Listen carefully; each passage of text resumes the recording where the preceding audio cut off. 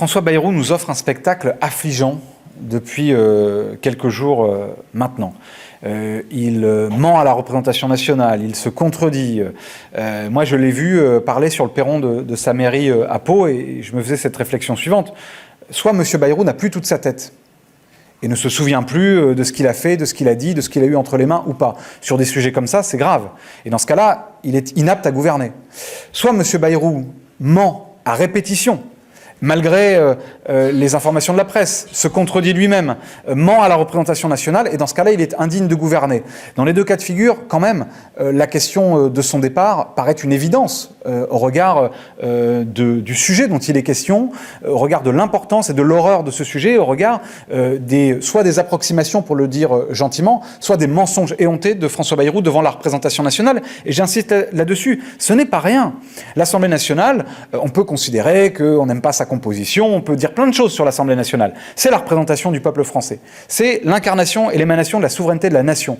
Un Premier ministre, un chef de gouvernement qui ment sur un sujet aussi lourd, sur sa responsabilité, sur ce qu'il savait ou ce qu'il ne savait pas devant la représentation nationale, ça ne peut pas être passé à la légère. Voilà aussi un motif qui nous conduira à vouloir censurer François Bayrou mercredi.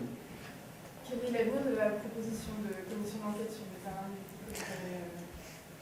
Alors, elle a été discutée, il me semble, ce matin en conférence des présidents. Elle va être discutée à la commission des affaires culturelles et de l'éducation, qui est la commission compétente sur ce sujet. Nous espérons que cette commission va soit se transformer en commission d'enquête, soit pouvoir ouvrir très rapidement une commission d'enquête parlementaire. Ça nous paraît indispensable.